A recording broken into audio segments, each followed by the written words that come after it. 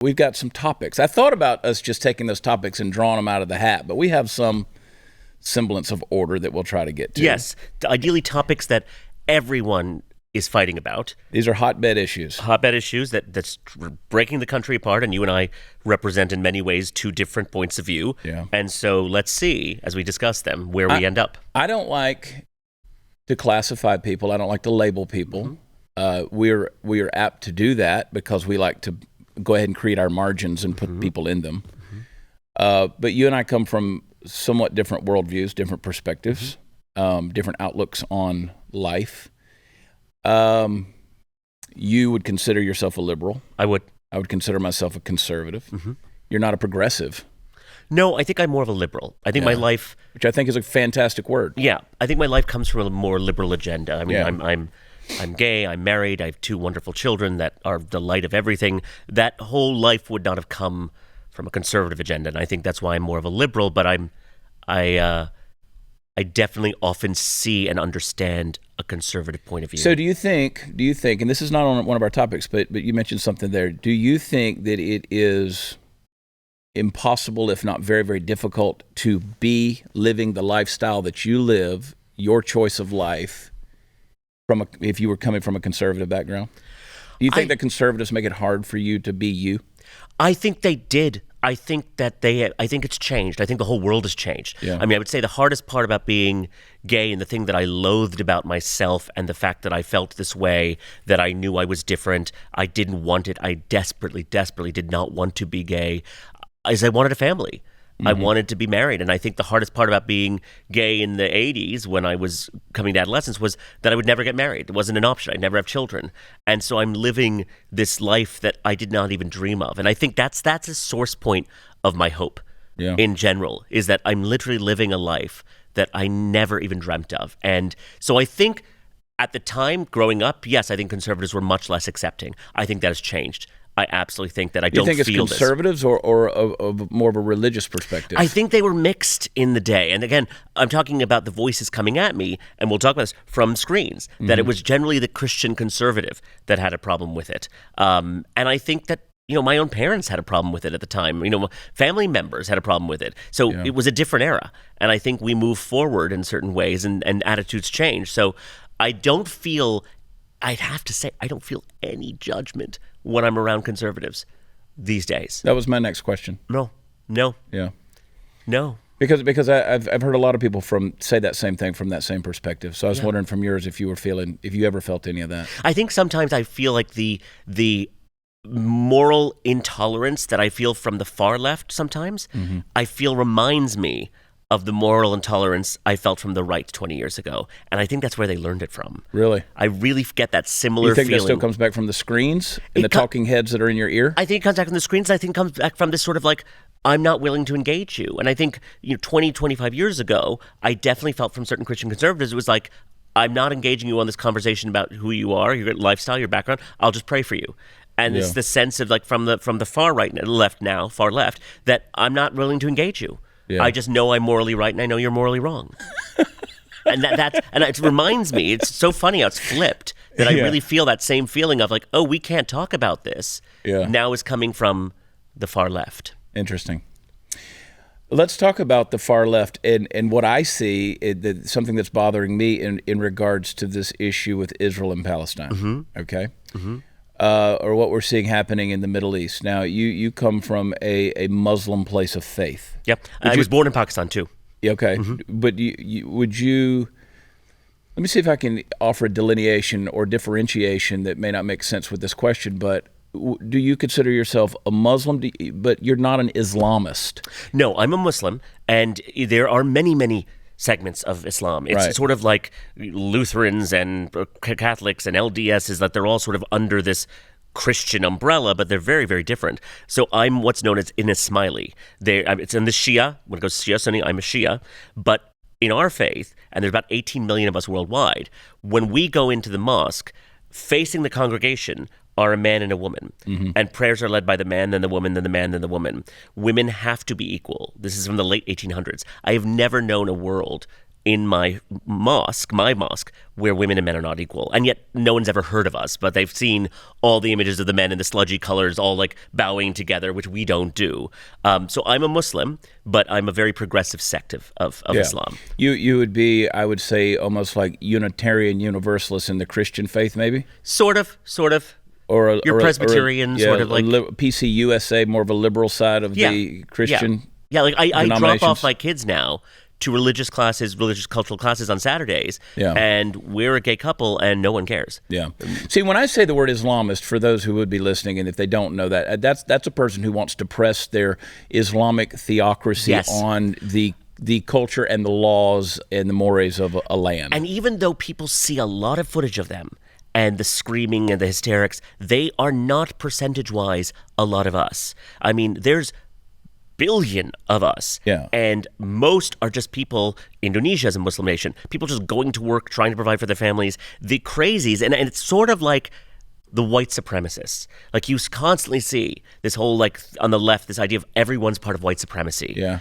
I don't really think that the people actually wish ill and harm to people of color so are that many. I would say, and again, I'm saying this in relation because we're headed towards this topic about the, the Middle East, particularly Israel and Gaza. Okay. So I would say that while there are Muslims who love and pursue peace, I don't think Islam, by its fundamental nature, is a peaceful religion. I think Islam is a religion of peace. I think it becomes that thing of where does religion end and politics begin? That I don't think there are that many differences in and talk to people who are Israeli and talk to people who are Palestinian who work side by side, live by and date each other. Yeah, it's but again, political thing. Those who are Islamists, which again I understand, Islamist is a very specific. That is a specific sect of the Muslim. It's not even a sect. It's a label that's been created for those who absolutely are pushing that above all else. We would call them extremists. Extremists, in thank regards you. to that. We would call them extremists. They would want you dead. Probably. Yeah, they would. They would. Hamas would want you dead. Probably. There's no probably. They would want you dead. They would definitely want me dead because I'm not towing a certain line of all us all the time. Yeah. Correct. Because I don't think that Hamas wants necessarily the Palestinians that live amongst them to be alive either.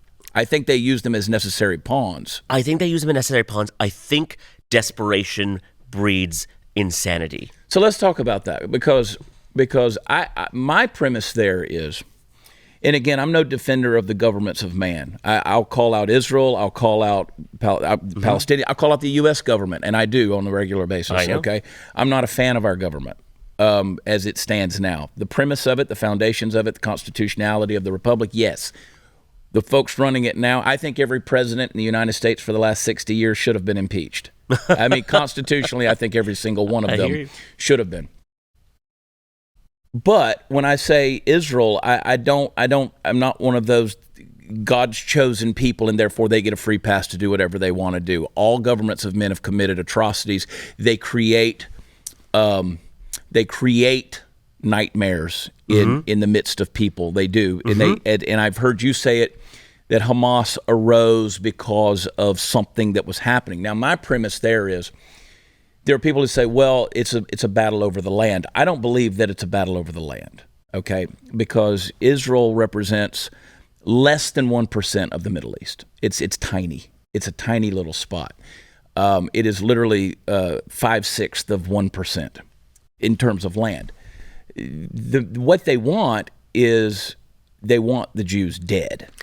Now Hamas. Again, Hamas does. Those who are Islamic extremists do. Yes, but I would say there are four things that both sides have in common, by the way.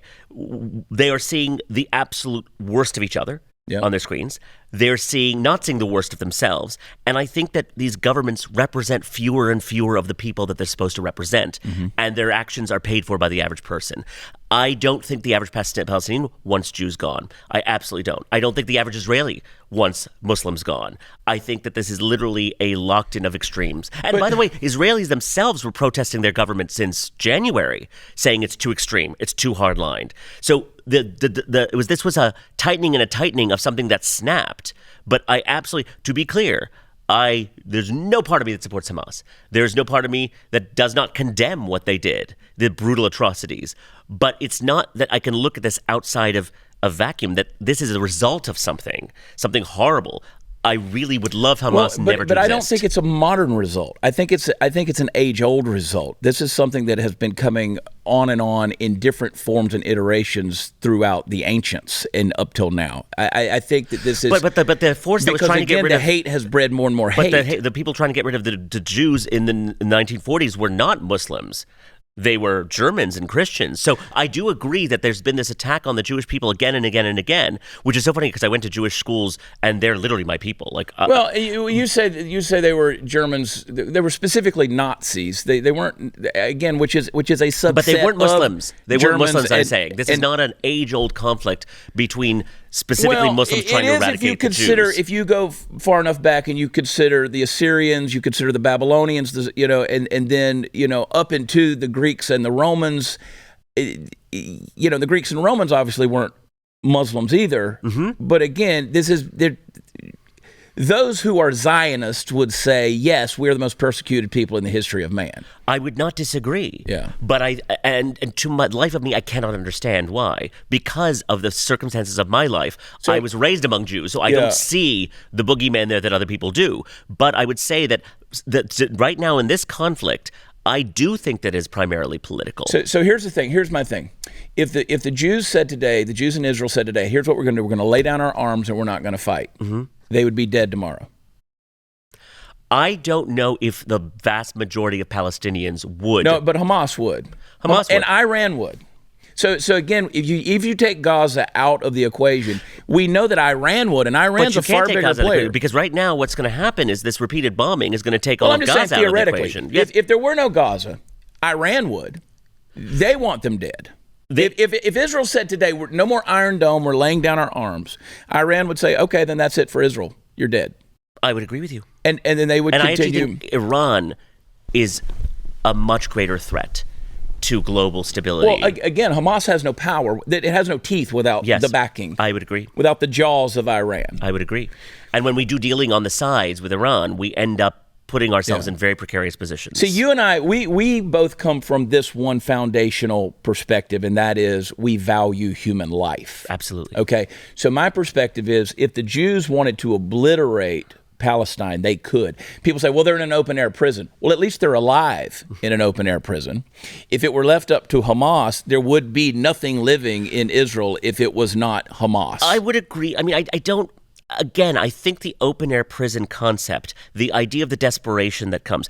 We were just talking about how stressed I am about something that's happening with my daughter. Mm-hmm. If you were a parent or someone watching the atrocities happening over these years with children, it would build up an extreme reaction. And so whether they're alive, although most of them are under the poverty line, most of them don't have opportunity. If they want any, they have to cross over. So I don't know if we can compare and contrast. Well, I think we're looking at that from a first world perspective. From a first world perspective, but I really do think that living conditions are often so inhumane that they're causing these extremist movements to grow. But by the way, there is no Hamas in West Bank. So there's still atrocities in the West Bank. There's still raids. There's still people disappearing. There's still deaths unaccounted for. And there is no Hamas there. And so often Gaza is brought up, but the West Bank is a zone where there is no Hamas. Yeah. And so why is there this treatment there? Because there is no threat of Hamas there.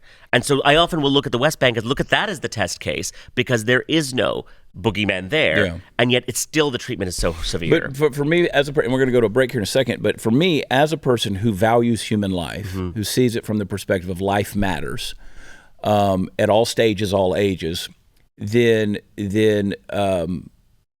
I have to look at the person, I have to look at the group of people who says, at least we are choosing a merciful route in saying maybe we're dropping pamphlets before we're dropping bombs, maybe we're dropping knock bombs that are dummy bombs to let you know to get out of the way, versus people who are hiding their munitions underneath a kindergarten or a hospital because they don't value life. They value death over life. I would agree, but I also think that point of view and that extremism comes from the extreme conditions that they've been living in. I don't think a person grows up, born. We talk often about abortion and that every life is precious. That beginning of life does not have that mindset. That comes from extremism over days and years and years. Don't you think that if let's say Hamas, again, mm-hmm. that's the buzzword, if Hamas said, you know what, we've been converted, we value life now, don't you think that those extreme conditions would be lessened?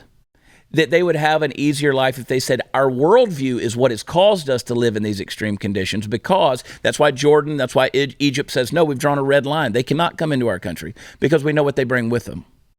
Again, the West Bank is then a different situation where there is no Hamas. Mm-hmm. Why are those extreme conditions in the West Bank as well? Well, again, it comes from an extreme worldview. Agreed. I think there's an extreme worldview that values death over life. But it's both sides. And again, I would point to the own citizens of Israel who are protesting their government since January, saying this is too extreme. Yeah. And I do think that these leaders, and again, we could talk about America as well, are becoming more extreme, and they're not representing the majority of the people they're supposed to represent. Yeah. And these big swings that they do are the costs are paid for by the average person, which I think is grossly unfair, because I don't think that they represent the average person. And then all the footage of the protests from January, the Israelis were saying this is too extreme.